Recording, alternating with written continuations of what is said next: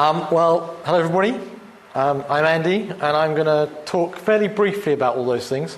It seemed like a good idea to do it when I first put down the talk on the wiki, but actually when I came to write the slides, I realised there was actually quite a lot to talk about in there, and I'm not going to get it all in. So I'm going to gloss over some things, and if you have questions about them, then shout, and I'll do my best to answer the ones that I can. So what I'm basically going to talk about is scheduling and background tasks.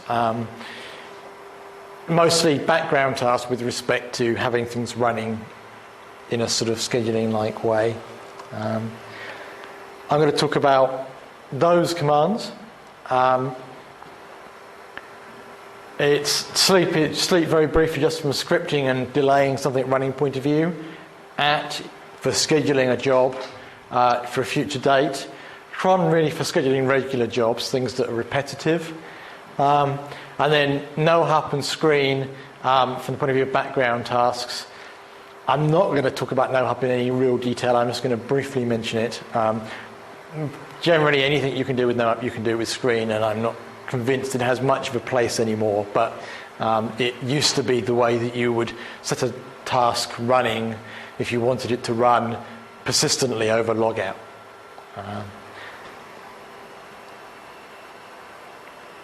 Okay, so sleep is a pretty simple command.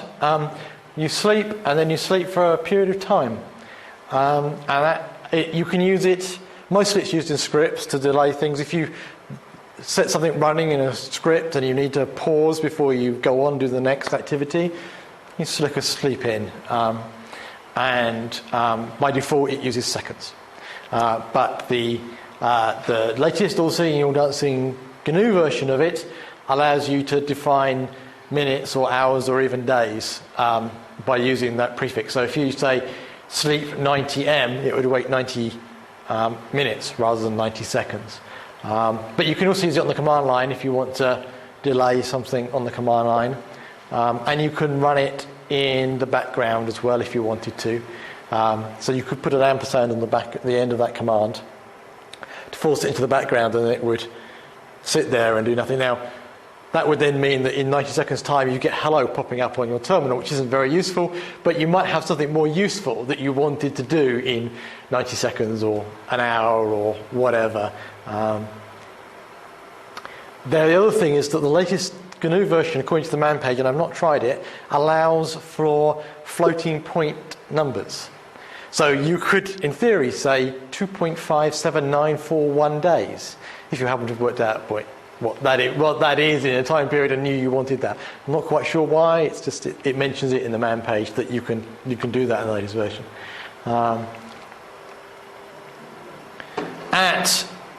The command that pretty much allows you to schedule tasks. It allows you to say, I want this to run, and I want this to run at this time. You can run your... Gosh, that's really horrible of me. Sorry, I just mentioned the word batch in there. It really should be script rather than batch file. I was obviously not thinking when I wrote that particular bit. But you basically @-f, file name, script name, command, whatever, and then the time.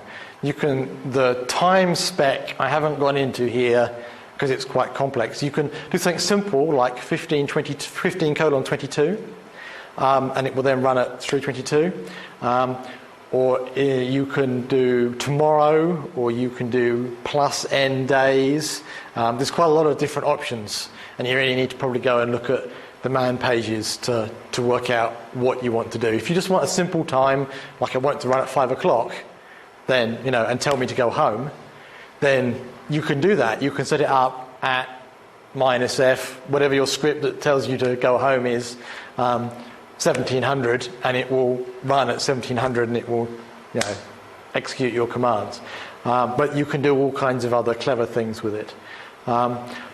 You can build up you can have as many acts as you like queued up, in theory. There probably is some limit. I don't know what it is. It's quite large, certainly. But you can examine the act queue with ATQ. You can also do it with that -q, I think, if you want to. But ATQ there's another command built in, and it will list to you the list of scheduled tasks and what time they're due to run and give you job numbers for them. And then with ATRM and then a job number, you can actually remove things from that queue. That's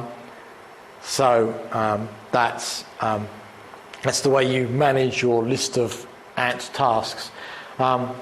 Because it's running in the background and it doesn't necessarily have a terminal attached, because you set it running, then you could close down your terminal that you had running and it would still run at 1700. It doesn't have anywhere it can necessarily put its output to, so it will send the output of the command to an email. Any standard out and standard error output of the command will go in an email to the user that run the command. So if you wanted to have it, say, tell you to go home, you would either have to end up with an email with the output of your command telling you to go home, or you could do something clever and have it run some X Windows activity, so it brings up a dialog box or pops up a version of Firefox and loads your personal homepage or whatever to remind you that it's time to stop working. The real advantage of it is it's quick, it's easy. You can just fire it off at the command line at job and it does it. The disadvantage is that it only runs the once. If you've got a task that you want to do every day or every hour even, you'd have to build up your queue and build them up in your queue and set them going. You couldn't. It won't do repetitive tasks. And also, in addition to that, they're not going to be persistent over a power down. So if you shut down your machine, you lose your at queue. But it is quick and easy, and it does work for simple scheduling. I want to do something at this time. Cron is a lot more complex behind the scenes. It's not too much more complex to use, but it's a lot more complex behind the scenes, and it will let you do a lot more. It allows you to schedule tasks to operate pretty much any time you want. The resolution is down to the minute, but other than that, it will let you operate pretty much any time you want to run a task. You can run it. You can run it on the first day of the month. You can run it on the first Monday of the month. You can do all kinds of crazy things with it. But there's a much simpler. That's the old Unix implementation of cron, which still exists in Linux. There's a much simpler way of doing it now for Linux, which allows you to run scheduled tasks in a much simpler way, which I'll talk about in a minute. But typically it's used for anything you want to automate. So if you have log rotation, if you've got big logs and you want to build them up, I know there's tools like log rotate which do it for you, but effectively for these kind of tasks that you want to run, you can have it run every day and move files about. You can do it for alternating monitoring if you want to check that a task, that a process is running, a daemon is running, or that all your servers are running, operating correctly. You can use email reminders. And another typo I've just spotted, but never mind. You can do email reminders and things like that. Pretty much anything that you want, anything that's scriptable, anything that you can write a script to do and that you want to do routinely. And as I said, there are two ways of doing it. You can use the cron hourly, daily, weekly, and monthly feature, or you can build your own cron tab.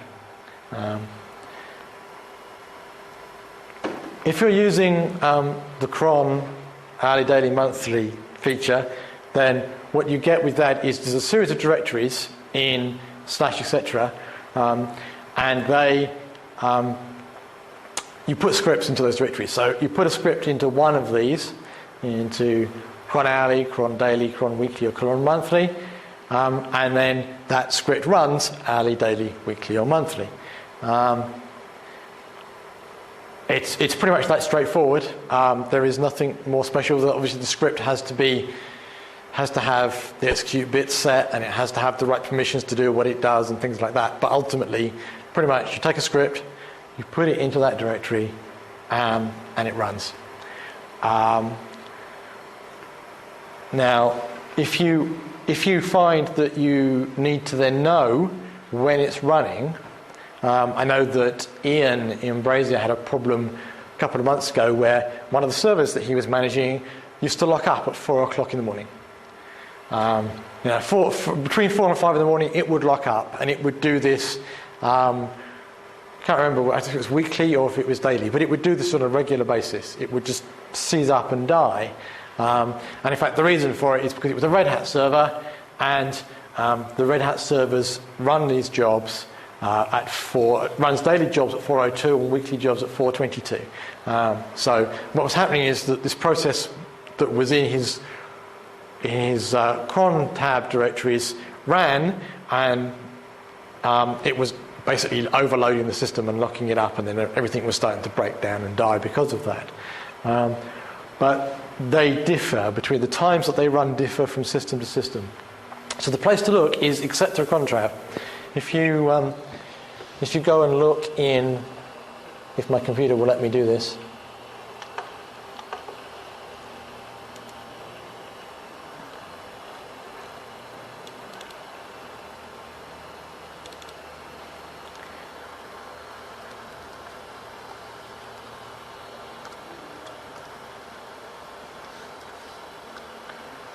if you look in etc cron tab, you'll see that there's a list of where it's running, what it's running and when it's running it. And I'll talk about this format in a minute. But basically that's the list, that's the place to look, and that's the list to look at. It does vary. It's very easy to edit that. You can go in and edit that and customize it if you wanted to. So if you decide you need your daily tasks to run at 5 o'clock in the morning, you can change it to run at 5 o'clock in the morning. But because of that, you need to double check. You can't just assume that you're running these defaults, whatever they might be, whether it's a Debian, Ubuntu system, or it's a Red Hat Fedora type system. You can't just assume that you're running these defaults. You really need to actually go and check if you care. If you just want the job to run daily, fine, doesn't matter. But if you want it to run at particular times, you obviously have to go in and check that file, because they can change. Now, if you're using cron tab, the big advantage of cron tab and building your own cron tab is that you can set it anytime you like. You can have a task which happens at 5 o'clock every day, which emails you and tells you it's time to go home, rather than just the one day. And you can define exactly when it runs. It's not, however, so friendly to use. You do have to mess around with that format that I was talking about earlier, where you're using number, space, number, space, number, space, number, stars, and other things. I've not seen a user-friendly GUI interface to cron. There might be one somewhere, but I've not seen one that pops up and lets you schedule tasks and then generates your cron tab for you. So you're pretty much stuck with using this kind of thing. We say that if you want just to list what's in the user's cron tab, just cron tab -L will list it out in the command line. If you want to edit it, then cron tab -E will throw it up in your default editor, whatever, I think it's whatever $editor is set to. It will throw up the file in that editor and let you modify it. And the format it uses, the line format it uses, is the minute past the hour, and then the hour, and the day of the month. Yes, Tony? Sorry, just to say that the user's cron tab is different from the system cron tab. Sorry, yes, that is correct, yes. The file in etc cron tab is what is used to run etc hourly, monthly, daily, etc. If as a user you type cron tab -E, you'll get your own personal user cron tab, which is indeed different. And then after the day of the month, you get the month. So you can define, I only want this to happen on the 25th of December. And then there's day of the week, which is Sunday through Sunday. It starts at 0, runs through to 7, where both 0 and 7 are Sunday. So 1 is Monday, basically. 5 is Friday. So if you only want things to run on Fridays, you can have that happen. If you only want things to run on Fridays, which are the 25th of December, you can do that, although they won't occur very often. You can set that up in your cron tab simply by saying, day of month is 25, month is 12, day of week is 5, and then you'd only have it happen on when Christmas Day fell on a Friday, this task would run. That's the only time it would run. And then after all of those things, you put a command, whatever it is you want to run. If there's any of them you don't care about, you just put a star in its place. As you see down here as an example, there's a whole bunch of stars in there. So you just star out whatever else it is you don't want to run. So here, this will run at 29 minutes past midnight every day. It doesn't care about any of the rest of it. It's just 29 minutes past midnight every day. It will run this script, which is a Perl script, which actually mails IRC logs. It's one of the things I use on my server, and that's what the script does. It actually picks up an IRC log and emails it somewhere. But ultimately, that's running at 5:30 midnight.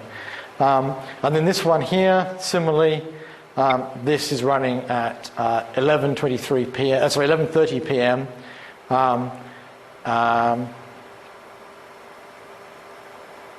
On every Sunday. So it only runs on Sundays. It doesn't care about what day it is, except that it must be a Sunday. And what this does is it actually generates a mail, which tells me that it's time to go to bed. MailX is just an application on the command line. So it's like I ran that on the command line. So it just simply emails out an email with the subject line bedtime and that file as the body of it, and sends it off to me. But ultimately, you can put anything you like in there. You can fill around with it to your heart's content. You can put any cron, anything you run on the command line, you can put in there as well. Regardless of how you schedule it, whether you're using the cron directories and the system-wide cron tab, or whether you're running your own user cron tab, there are a few things that are stuck, and that is that the user that schedules the task has to have the permissions to do whatever it's doing. I mean, it doesn't get around any of your permissions. Your permissions are still set. So if you try to edit files you don't have rights to, or do whatever else, your task is going to fail. There are ways around this, but generally speaking, there's nothing available. There's no user interaction. It's got to be something which will run. It can take its user interaction from a file. As you saw in the previous example, I was piping data from standard in using a file, and you can do that. But there's no user interaction available. There are really awkward tweaks that you can do to get it operating with X, or to have it fire up things on one of the consoles. One of the things that you reach to is Control-Alt F1 or F2. But again, they're not really. Generally speaking, the easiest thing to say is that there's no user interaction. It has to be something which runs and operates, completes. And again, as I've mentioned before with other things, that because it doesn't have anywhere that it doesn't know where to put your output, because your output is not associated with any terminal or any display. Output get all stood out, and stood error output gets emailed to the user. So it generates an email when the cron tab finishes. It generates an email. If there's no output, it doesn't typically generate an email, although there are options to force it to, if I remember rightly.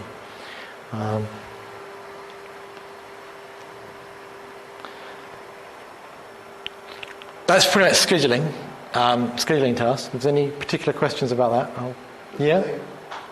I think I remember getting bitten with cron with environment issues. Is it the case that it doesn't go through your staff and user startup script there? No, it won't. It won't. And you need to, if I can work out how to go back,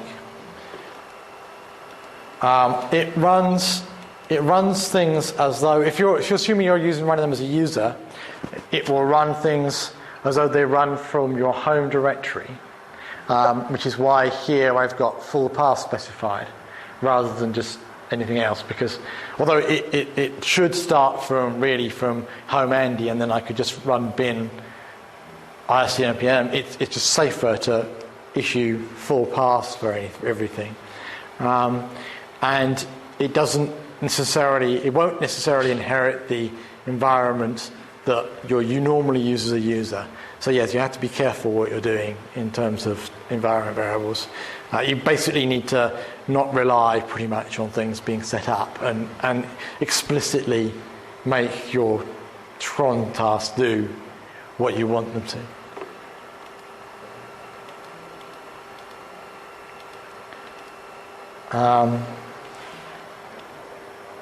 So nohup, as I said, nohup is something that it's another one of those commands that has been inherited from Unix, and probably very few people in Linux use, I suspect. It's as it says up there, nohup means no hang-ups, and it basically means that when you hang up,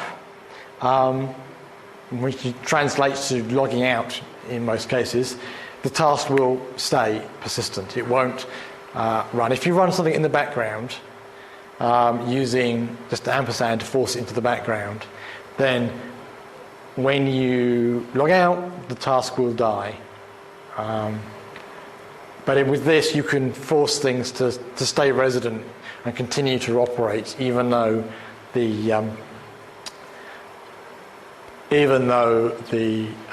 user has logged out. It's pretty straightforward to use, but really I never use it anymore. I pretty much, whenever I want to do anything like this, I run it in a screen session, which I'm going to talk about screen next. And I guess there might still be good reasons to use it for some systems or some things, but if you've got screen available to you, it's just so much more flexible and easy to use that I would recommend using screen instead. So now on to screen. Now I could talk for an hour and a half on screen, so I won't. I will run through it quickly, but if anybody's got further questions on screen or wants a demonstration after the talk, feel free to come and talk to me about it. Pretty much what it is it's a virtual screen manager. It allows you to run terminals. You can run multiple terminals, switch between them, copy data between them. They disconnect from that machine, log out from that machine, go somewhere else, SSH back into that machine, and reconnect to your screen that you were using before, and carry on using it as though you were still sitting at the machine. I mean, obviously it's only a console window, it's only a terminal window, it's not X, but you can then reconnect to it and use it as though you were still sitting in that machine and jump around between the terminals again. It's easy to invoke. The default invocation is just screen, and that's good enough to start it off pretty much. It relies on a meta key to give it all the commands you need to do to jump between things and control it. And by default, that meta key is Control A. I generally don't use Control A because I find that I'm an Emacs person, and I like using Control A to go to start of line. And although you can get around that by hitting Control AA, and it will then do that for you, it's just a pain. So I generally select another key and use another key, but the default key is Control A. If you want to look at what screen sessions are already active on your machine, you can type screen -list, and that will give you a list of screen sessions that are active and an ID, a unique ID for each screen session that's active. If you want to reconnect to a screen session that's you've disconnected from previously, you just use screen -r and then the ID. If there's only the one running under the user, you can just do screen -r and it will automatically pick it up. But if there's multiple screen sessions running, then you need to give it an ID. And if you've forgotten to disconnect before you walked away from one machine, but you're somewhere else, We used to use this quite a lot when I was working in an office where we were logged into a server from one machine and controlling it and getting things to do, and then we'd go somewhere else in the office and we needed to do something on the server. We'd still be logged in at our desk, but we now needed to control it somewhere else. You can use screen minus RD, and the D forces it to disconnect the other user. You're still logged in as your user. You've had to log in as the user, so you've still got this kind of password protection on that user, hopefully, to stop anybody from disconnecting you. But assuming you can get logged in as a user, you can then disconnect the old session from somewhere else and reconnect wherever you are. And here are some of the quick keystrokes for using it. If you have a window and you want another one, you want a second window, you type Control A by default, Control AC, and that will create you a new terminal. If you cycle between them, it's just Control A space. Jumping to an individual number is Control A 0 to 9. You can rename the windows so that they have useful names, like I generally have a set of screen sessions. One of them will be named Pine, because Pine is my email client and it's running Pine. And another one will be IRSSI or Handslug or something like that, because it's an IRC session. And Control W actually gives you the list of the number of the terminal and also the name associated with it, so you can then look at what's going on. And one of the really useful but probably underused features of it is you can mark and copy and paste text, which I'll show you in a second. But that basically means that you can move text from one, even if you're not in an X session where you can highlight it and move it, you can move text from one virtual terminal to another, just by using the open and close square brackets. So if we have a quick look at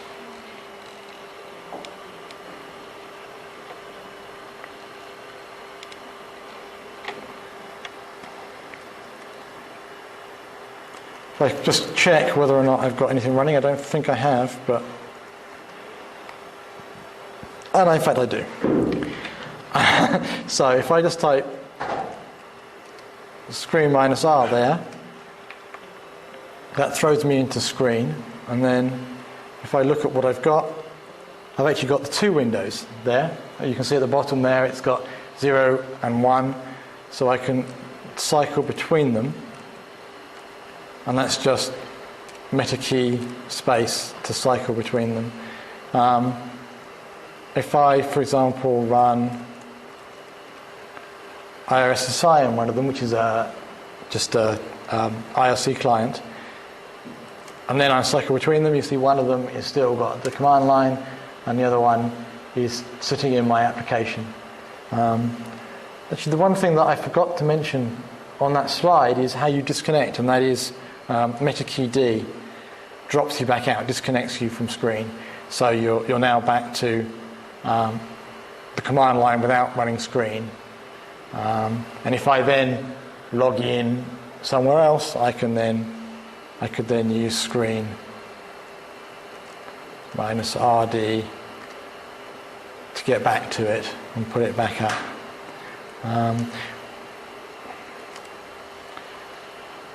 So that's pretty much the way it works, but it allows you to run things persistently. It depends on how much you use the command line, really. If you use lots of command line tools, which I do, then it allows you to run them persistently. You can log out, go away, come back, SSH in from somewhere else, and your sessions are still, obviously if you shut down the machine you lose them, but otherwise your sessions are still there, and they're permanently running. Now if I, for example, do that, and look at what files I've got in there, if I then wanted to take one of those files, if I come now, it tells me I've gone into copy mode. I can then move the cursor up to wherever I want, say I wanted to copy that block of text there. Move the cursor to where position, hit enter, and then just scroll down to wherever I want to finish it. Hit enter again, and it's now stored that data into its screen's internal buffer. And now, if I wanted to, I could move to another window. Now, if I could move to that window, it's not a lot of help. But if I then say move to, if I then create another window and run PineInit,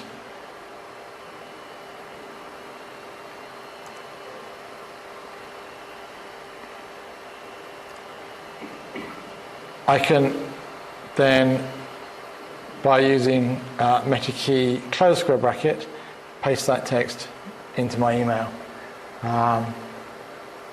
And when you've got an X terminal, that's probably not a big deal, actually, to be completely fair, because you can just do it just as easily with X. But if you're running on a console without an X terminal, it's incredibly useful to be able to save that kind of thing and copy and paste it around. So it really depends on the position you're in and what you're doing. But that's Screen in a nutshell. I absolutely couldn't live without it anymore. It would really change the way I use things. But obviously it does depend on how much you use the command line. It's a command line tool, and it depends on how much you actually run the command line.